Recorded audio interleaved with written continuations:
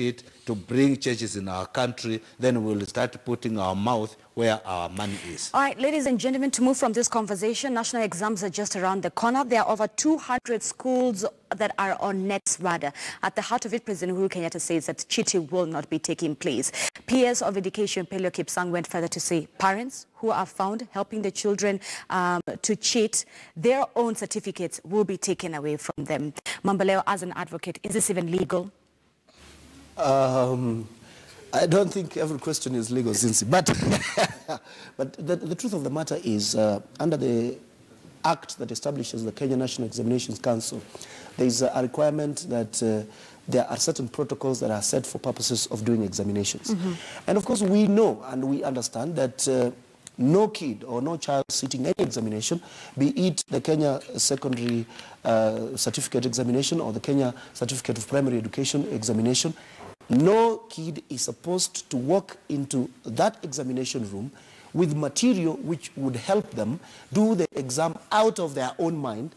They're supposed to sweat it out like everybody else is supposed to do. However, there has been rampant cheating in the past.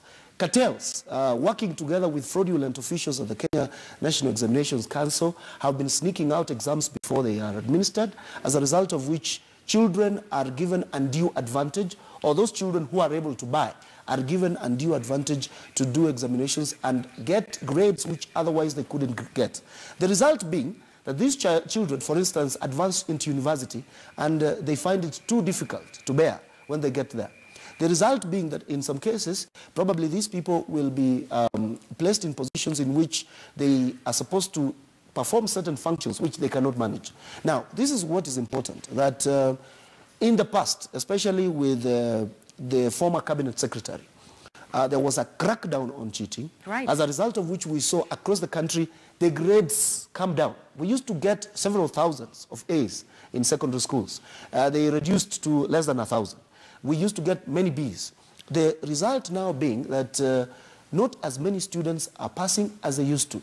There is now a different cabinet secretary in place, and we have seen that she's also making efforts towards curbing exam cheating. What we should say is this, that some of the pronouncements we've had from government with respect to the consequences attributable to cheating might not necessarily be legal.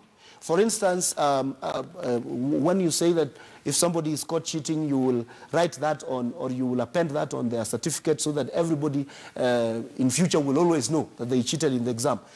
Some of those things could be probably unconstitutional, and some of them could be illegal. So what we want is that the Ministry of Education should champion a stakeholders workshop or something, and a review of the policy, and clearly set out policies, and then which will be used to come up with laws which can deal with these questions comprehensively, as opposed to a knee-jerk reaction like the one we are seeing. All right, Bichachi, I want your thoughts on this specific scenario, given that Mambale has already painted a clear image of the crackdown that we saw with CS Fred Matiang'i when he held the position. If you look at how Matiang'i handled that and how CS Amina Mohamed is now handling exam cheating in Kenya, do you have confidence in that?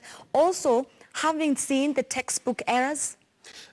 First, I must say that my level of confidence in how we are handling cheating drops every time Belio Kipsang speaks, because I do not understand how you're going to remove someone's certificate because their child cheated. It is ridiculous, and you wonder how he is in charge of examination if he cannot examine his own statements for logical flaw, because there's clearly a flaw in logic. So on that standpoint, I've answered your question. My confidence is quite low. It is in fact even lower when I consider the sum that is being considered for being spent to stop cheating.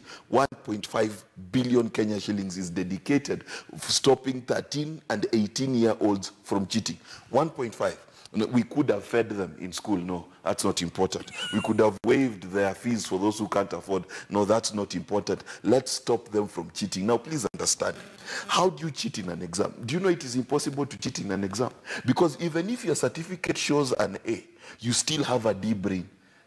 you've not succeeded in anything. You're still as dumb as nuts. So I don't understand how we as a country can even tolerate someone cheating in an exam. You know, there's a saying that says you can cheat some of the people some of the time, but you can't cheat all of the people all of the time. But you need to understand that ab initio, you cannot cheat yourself. Honorable Mutambo. So, let me finish. Oh, go ahead.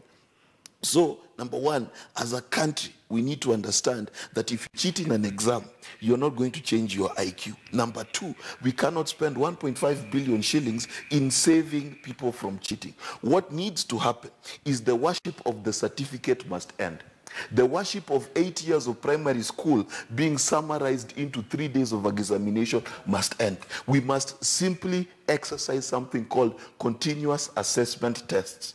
That how you performed in class 1 affects how you're going to be graded in class 8. That is what should happen. So that how you performed in Form 1 is how it's going to affect how you performed in Form 4. It will reduce cheating because we will be able to tell your level of intelligence throughout your academic career, not on 2 or 3 days at the end of 8 years and of 4 years. Honorable Mutambo, surely an entire education cabinet with a new curriculum, we can get textbooks right?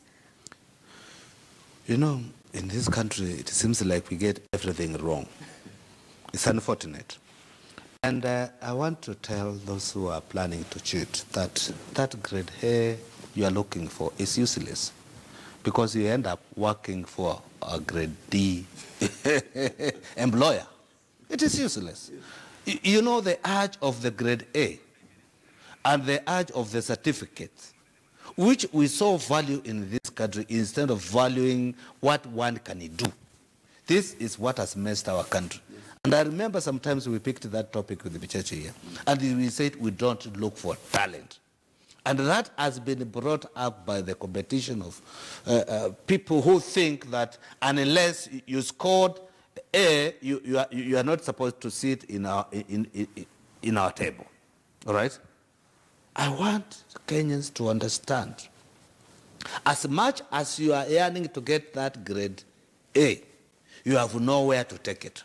And I want to give them an example. The most successful people in the world and actually in Kenya, and I want to take them back to Karume. Karume is the multi-billionaire of this country. What did he score in school? Unless, yes, it is important to gain that knowledge. It is important to learn and to understand. But that is not what will make your future. What will make your future is what you can do better in your life. I did my piloting school. I want you to get this, and I want to tell Kenyans, without a degree. And I managed. Yes. I went to fly a plane, and that's some years back, without a degree. Because I could do it. Let Kenyans know that you can do something without a degree. And when we learn now, when we start from there, we'll curb cheating. Not how much money you are going to pump, how many police officers you are going to take to protect I don't know what. Because cheating is cheating. And the people will still cheat even with the police. The more police you send there, the more cheating you encourage. Because I'll look at, oh, this is the police officer who will come to take care of our school. Policeman, kamata hii, wacha sisi tufanye. So you are still encouraging it in any way, because that is our country today. Let us look for talent. Let us nurture our talents. Let us forget about that grade 1. The moment you go to school aiming to score A, then you will go to school aiming to steal or to cheat in exam. And if that certificate does not matter where you take it, I as an employer, I will look at your talent. You speak eloquent English. Did you get it from school? Maybe not. You can get it from another place. And then I employ you. The problem is our system and the way we give our children work, the way we employ people in this country is the worst thing which has ever happened in the world. And gentlemen, that will be our closing remarks. I have to